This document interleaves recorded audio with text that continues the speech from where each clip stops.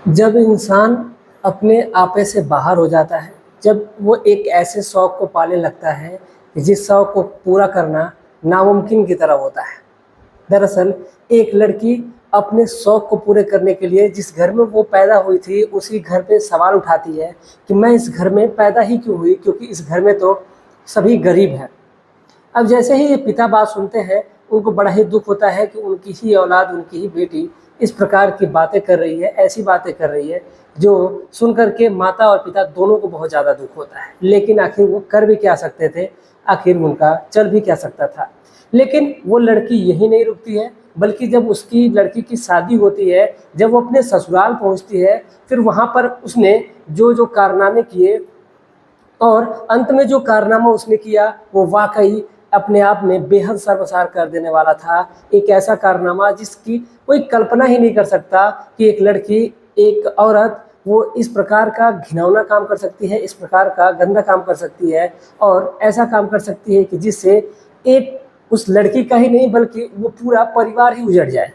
तो आखिर ऐसा क्या हुआ था उस परिवार के साथ और आखिर क्या होगा इस लड़की के साथ, जानने वाले हैं इस पूरी कहानी को, इस पूरी सच्ची घटना को कि आखिर हुआ क्या था। नमस्कार, प्रणाम, मैं अविनाश वारदात तक के एक नए एपिसोड में आज इस सच्ची घटना के साथ आप लोगों के बीच में आया हूँ। ये सच्ची घटना मध्य प्रदेश की है। दरअसल मध्य प्रदेश में एक जगह लगती है निज़ामाबाद, और इसी निज़ामाबाद में ये गांव का नाम है, क्योंकि ज़िले का नाम मैं नहीं बता सकता। और ये निज़ामाबाद जो गांव है, इसी गांव में रहने वाला एक परिवार होता है जो बहुत ही सज्जन परिवार होता है, बहुत ही शरीफ परिवार होता है। उस परिवार में राजेंद्र जी होते हैं जो घर के मालिक होते हैं, उनकी पत्नी होती हैं जिनका नाम सीमा देवी होता है।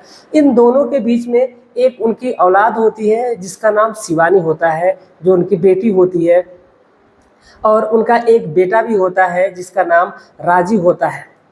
ये 4 लोगों का परिवार होता है। बड़ा ही सुखी परिवार था, बहुत ही अच्छा परिवार था। बेटा बहुत ही सरल स्वभाव का था, बिल्कुल अपने पिता की तरह। लेकिन जो लड़की थी उसका जो स्वभाव था बेहद चंचल था। उसके जो शौक थे वो बचपन से ही बहुत ज़्यादा बड़े बड़े रहते हैं, और वो जब भी वो स्कूल जाती है तो फिर उसके जो खर्चे हैं वो बहुत ही ज़्यादा लगते हैं, क्योंकि जब वो स्कूल जाती थी तो स्कूल ही नहीं जाती थी, बल्कि वो अपने दोस्तों के साथ पार्टी करने चली जाया करती थी। अब ऐसे ही कुछ वक्त गुजरता है, और कुछ वक्त के साथ साथ वो जो लड़की है जैसे जैसे बड़ी होती जा रही थी, वैसे वैसे वो अपने परिवार के ऊपर एक तरह से कह लीजिए कि बोझ बनती जा रही थी। क्योंकि जो लड़कियां होती हैं वो माता पिता के कंधों का बोझ ही होती हैं, लेकिन ये लड़की जो होती है वो कुछ अलग ही होती है, यानी कि कुछ ज़्यादा ही बोझ बन जाती है। दरअसल जो उसके हरकतें होती हैं, जो हरकतें एक लड़की की नहीं होनी चाहिए, जो कारनामे वो करती है, जिसको देखने के बाद उसका पिता वाकई शर्म से उसकी निगाहें नीचे झुक जाया करती हैं। क्योंकि जिस प्रकार के वो कपड़े पहनती है, जिस प्रकार से वो रहती है, वो अलग अलग लड़कों के साथ घूमती भी है। जब उसका पिता उसको मना करता था, उसके बावजूद भी वो जो लड़की थी वो घिनौनी काम कर देती थी, और फिर वो अपने पिता से लड़ भी जाया करती थी। कुछ समय बीतता है, जैसे ही लड़की 18 साल की उम्र को पार करती है तो फिर जो वो लड़की जी वो 12th तो पार कर लेती है, लेकिन वो पढ़ाई के लिए जब ग्रेजुएशन में एडमिशन लेती है तो वो कॉलेज ही नहीं जाती है, बल्कि घर से पैसे लिया करती थी, और पैसे लेकर के कभी वो पब चली जाया करती थी, कभी तो अपने दोस्तों के साथ घूमने के लिए थिएटर चली जाया करती थी, पार्क चली जाया करती थी। ऐसे ही उसका वक्त कटता था। और एक दिन जो राजेंद्र जी होते हैं वो सोचते हैं कि आखिर इस लड़की का किया जाए, लेकिन लास्ट में एक ही ऑप्शन बचता है कि इस लड़की की शादी कर दी जाए। क्योंकि जब लड़के या लड़कियां जब ज़्यादा उपद्रव करने लगते हैं, ज़्यादा परेशान करने लगते हैं, तो परिवार की यही जिम्मेदारी बनती है कि वो उनको शादी कर दें, ताकि वो चली जाएंगे तो हो सकता है कि वहाँ पर जा कर के वो सुधर जाए। लेकिन ये जो शिवानी होती है कुछ अलग ही टाइप की लड़की होती है।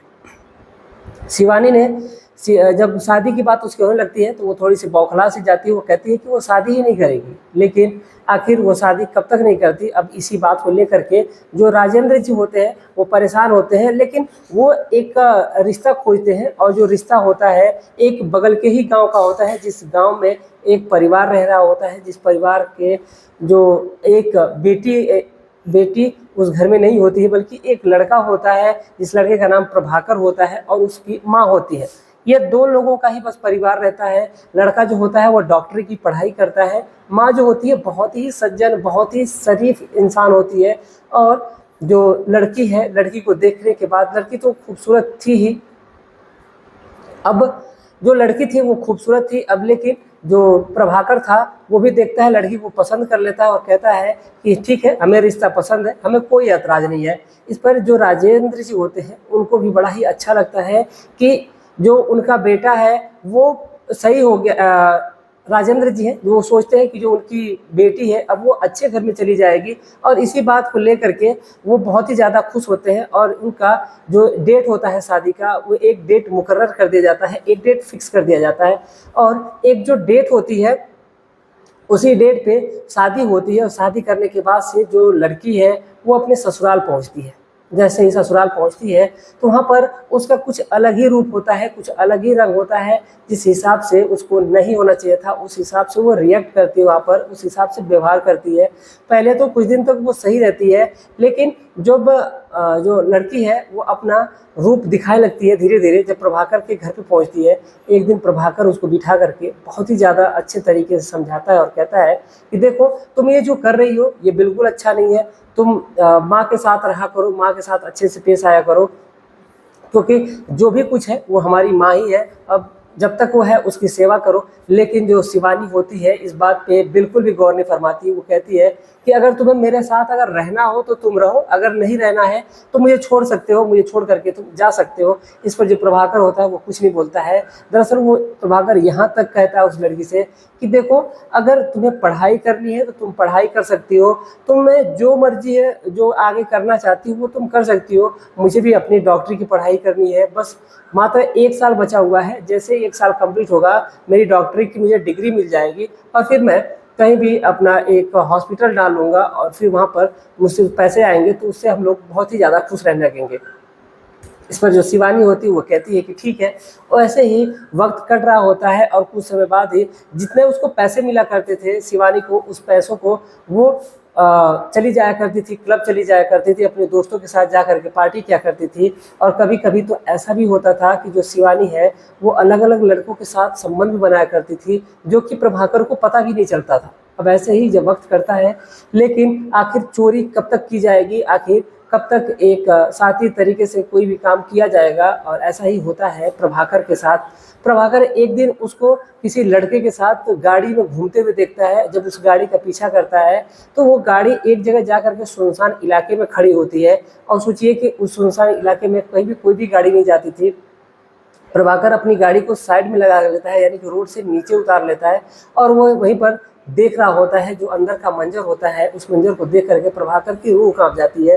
दरअसल जो शिवानी होती है 2 लड़कों के साथ होती है, और दोनों लड़कों के साथ वो निकल करके जंगल में जाती है, और जाने के बाद उन लड़कों के साथ उसी जंगल में आपत्तिजनक स्थिति में होती है, यानी कि एक दूसरे लड़के के साथ संबंध बनाती है। यानी कि वो एक साथ 2-2 लड़कों के साथ संबंध बनाती है जंगल में।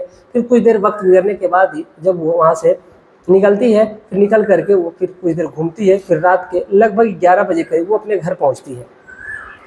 अब ऐसे ही जो प्रभाकर है अब वो परेशान तो था ही, जब वो आती है तो वो कहता है कि तुम गई कहाँ थी, मुझे साफ साफ बताओ। इस पर जो शिवानी होती है वो कहती है कि मैं कहीं नहीं गई थी, मैं अपने दोस्त के घर पे गई थी, वहीं पर घूम रही थी, पार्टी कर रही थी। तो जो प्रभाकर वो कहता है कि देखो यहाँ पर इतने भी ज़्यादा पैसे नहीं रखे हुए हैं कि तुम घूमोगी, पार्टी करोगी, दोस्तों के साथ जंगल में होगी। जब जंगल वाली बात आती है तो शिवानी को लग जाता है कि लग रहा है कि प्रभाकर को पता चल गया है। तो वो कहती है कि देखो मुझसे जो भी हुआ मैं नशे की हालत में थी, मेरे साथ उन लोगों ने क्या किया मुझे खुद नहीं पता है, लेकिन आगे से ऐसी कोई गलती नहीं होगी। अब इधर जब वक्त गुजरता है, इसी वक्त के अंदर ही उनकी एक औलाद भी हो जाती है, एक बेटी भी हो जाती है। लेकिन शायद ये कहना मुश्किल होगा कि वो लड़की प्रभाकर की थी या किसी और की थी, लेकिन प्रभाकर उसे अपनी ही बेटी मानता है, और मानना भी चाहिए, क्योंकि जो जब तक वो रहता है तब तक वो जो लड़की थी वो प्रेग्नेंट होती है, तो वो उसी के साथ रहती है। अब ये इस चीज़ पे मैं टिप्पणी नहीं कर सकता, लेकिन जो शिवानी है वो अपना धीरे धीरे रंग बदलती है। कुछ समय बाद जो सोचिए जो प्रभाकर की जो माँ है उस पर क्या गुजरती होगी कि उनकी बहू आए दिन मॉडर्न तरीके से रहती है, और फिर वो लेकिन जो वो बहुत ही सीधी औरत थी वो कुछ बोलती नहीं है। वो कहती है कि ठीक है, मॉडर्न ज़माने की लड़की है, इसको रोकना भी ठीक नहीं है, अगर रोकेंगे तो कुछ भला बुरा हो जाएगा, तो इससे अच्छा है इसको छोड़ ही देते हैं। अब ये सोच करके जो प्रभाकर की जो माँ होती है वो उसको ऐसे ही छोड़ देती है। वक्त गुजरता है और कुछ वक्त गुजरने के बाद ही जो शिवानी होती है, एक दिन वो औरत जो आज तक शरीफ बनी फिरती थी और फिर वो इधर उधर अय्याशियाँ करती थी, जब एक दिन उसका शादी की जो एनिवर्सरी होती है, उसी एनिवर्सरी के दिन जो प्रभाकर होता है अपनी बीवी के लिए बहुत ही एक्सपेंसिव गिफ्ट यानी कि एक सोने की चैन बनवा करके लाता है और सोचता है कि चलो आज अपनी बीवी को मैं गिफ्ट दूंगा। और जैसे ही वो गिफ्ट देने के लिए जाता है घर में, जैसे वो तो दरवाज़ा की रिंग बजाता है तो उसकी पत्नी दरवाजे की रिंग बजते ही दरवाजे को खोल देती है और वो एकदम से सजी धजी होती है, जिसको देख करके प्रभाकर थोड़ा सा चौंक सा जाता है। सोचता है कि अरे ये मेरी पत्नी, आखिर ये इतने अच्छे तरीके से कैसे सज सकती है, कैसे संवर सकती है, वो भी मेरे लिए। वो कहती है कि आज हमारी एनिवर्सरी है, सारी चीज़ें हम लोग भूल जाएंगे और भूल करके एक नए जीवन की हम लोग शुरुआत करेंगे। इस पर जो प्रभाकर होता है वो बहुत ही खुश होता है। प्रभाकर बहुत ही अच्छा लड़का था, बहुत ही नेक दिल इंसान होता है। वो कहता है कि ठीक है। उसके बाद जो प्रभाकर है वो वहीं पर रहता है। रहने के बाद वो घर के अंदर जाता है।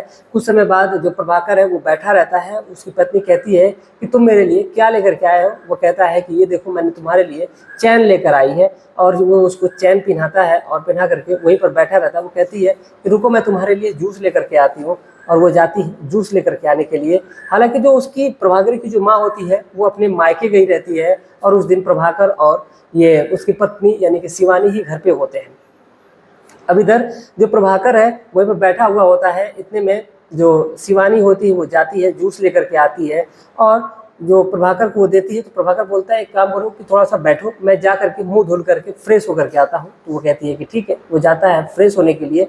अब वो फ्रेश होने के लिए जाता है, इधर जो शिवानी है पहले ही अपना गेम कर चुकी थी, और उसके जूस में उसने कुछ नशे की दवाएं मिला दी थी, जिस नशे की दवा को जो प्रभाकर है जब उस जूस को पीता है तो उसको नशा हो जाता है। और इसी जब नशे में जब होता है तो फिर कुछ ही समय बाद उसको होश कम रहता है, वो उसको धुंधला धुंधला दिखाई देता है और उसको एकदम वो अजनस्त होता है, उसका शरीर सही से काम भी नहीं कर रहा होता है।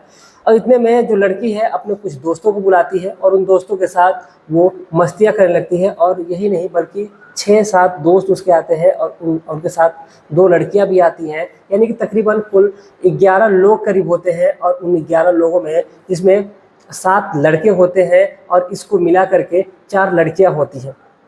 बारी बारी से जो इसकी पत्नी है यानी कि शिवानी के साथ वो 7 लड़के इस लड़की के साथ बारी बारी से संबंध बनाते हैं। और ये सारी चीज़ें जो प्रभाकर है वहीं पर लेटा हुआ देखता है, क्योंकि उसके कुछ बस में नहीं होता है, वो कुछ कर भी नहीं सकता है, ना ही उसका हाथ और पैर सही से चल सकता था। इसीलिए वो परेशान था, डमाडोल था कि आखिर वो करे भी तो क्या करे। अब उसको धुंधली आंखों से सारी चीज़ें दिखाई दे रही थी, लेकिन उसकी इतनी उसको उसके शरीर में ताकत नहीं थी कि वो उठ करके जाए और अपनी पत्नी को मना कर सके, अपनी पत्नी को उन लोगों से छुड़ा सके। लेकिन जो शिवानी थी उसको छुड़ाना भी क्या था, क्योंकि वो तो अपनी मर्जी से उन लोगों के साथ थी और संबंध बनाती है। जब सुबह होती है, सुबह के वक्त जब प्रभाकर को की आँख खुलती है, जो प्रभाकर को सारी चीज़ें याद होती हैं, क्योंकि उसको धुंधला धुंधला सब दिखा था। वो कहता है कि देखो अब हम लोग साथ नहीं रह सकते, एक काम करो कि तुम यहाँ से चली जाओ, मैं अपनी माँ के साथ अपनी बेटी के साथ मैं अकेले रह लूँगा, हमें तुम्हारी कोई भी ज़रूरत नहीं है। इस पर जो शिवानी होती है वो रोने का नाटक करती है और उसके पैर पकड़ करके माफ़ी मांगने लगती है। वो कहती है कि मैंने जो भी किया गलत किया है, मैं माफ़ी मांगती हूँ, मैं आगे से ऐसा कभी नहीं करूँगी, मैं तुम्हें कभी भी तंग नहीं करूँगी, कभी भी परेशान नहीं करूँगी, अब से जो तुम बोलोगे मैं वही करूँगी। जैसे ही शिवानी के मुंह से ये बात सुनता है प्रभाकर, तो कहता है कि चलो ठीक है। प्रभाकर बहुत ही अच्छा दिल इंसान था, वो बार बार उसको माफ़ करता गया, लेकिन ये जो औरत होती है वो बार बार उसको धोखा देती है। और ऐसा ही कुछ होता है उस दिन भी। जब कुछ दिन तो सब कुछ सही रहता है, जब प्रभाकर को लगता है कि उसकी पत्नी अब सुधर गई है, सही हो गई है, वो सब कुछ सही हो जाता है। लेकिन एक दिन जो शिवानी होती है, शिवानी कहीं पे गई रहती है पार्टी में और एक दोस्त के घर पे, और वहीं पर वो लोग पार्टी कर रहे होते हैं। और पार्टी करने के बाद जब वो घर पे आती है तो प्रभाकर घर ही पे होता है।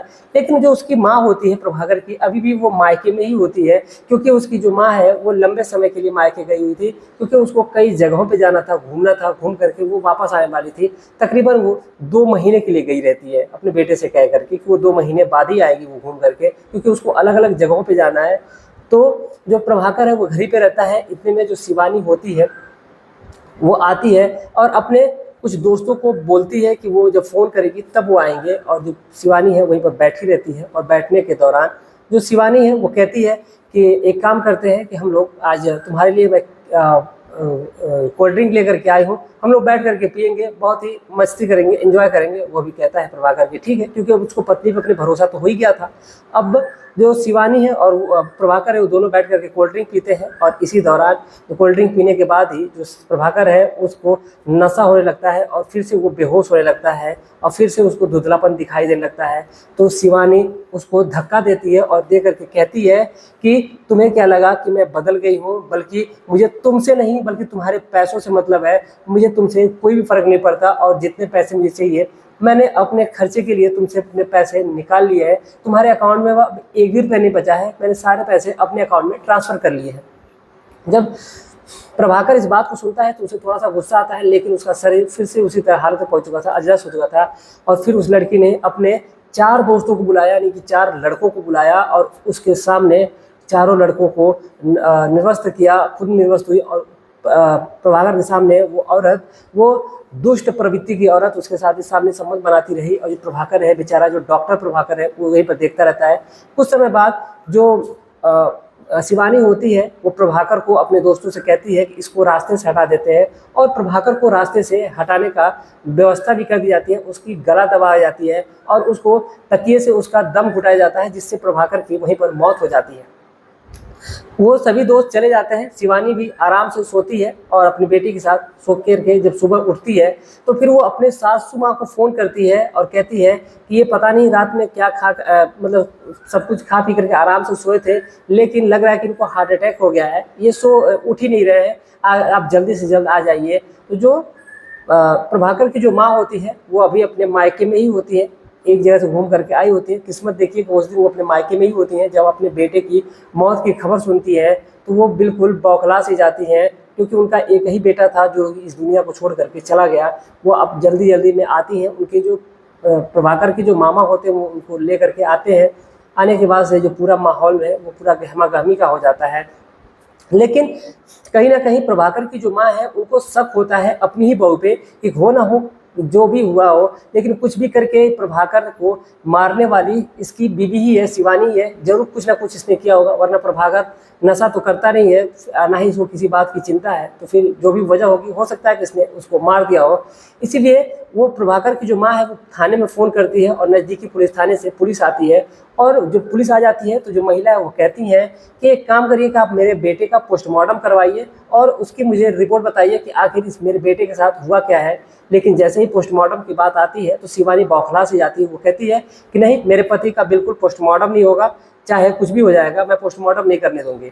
इस पर जो इंस्पेक्टर साहब होते हैं वो कहते हैं कि आपकी मर्जी नहीं चलेगी, बल्कि इनका बेटा है, अगर इन्होंने कह दिया है तो पोस्टमार्टम होगा ही। आखिर इनको शंका है कि इनके बेटे के साथ किसी ने गलत किया है तो ज़रूर होगा पोस्टमार्टम। अब इसीलिए उस लड़के का पोस्टमार्टम होता है और पोस्टमार्टम में ये खुलासा हो जाता है कि उस लड़के को स्लो पॉइजन दिया गया था और उसके बाद उस लड़के को गला दबा करके उसकी हत्या की गई थी। और जब इस बात को पता चलता है तो फिर कहीं ना कहीं सीधा शक जो होता है वो शिवानी पे जाता है और पुलिस शिवानी को उठा भी लेती है और शिवानी फिर सारा सच कबूल कर लेती है।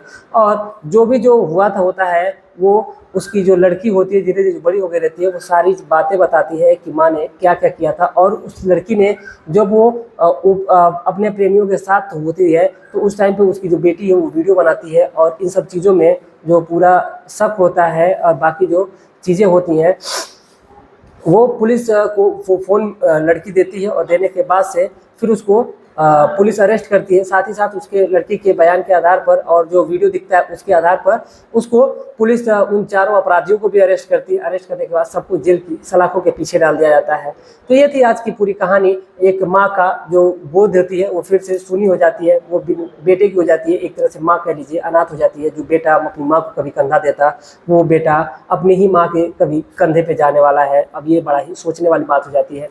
तो फिलहाल ये थी आज की पूरी कहानी। आप क्या सोचते हैं ऐसी औरतों के बारे में, आप अपनी राय कमेंट में जरूर लिखिएगा।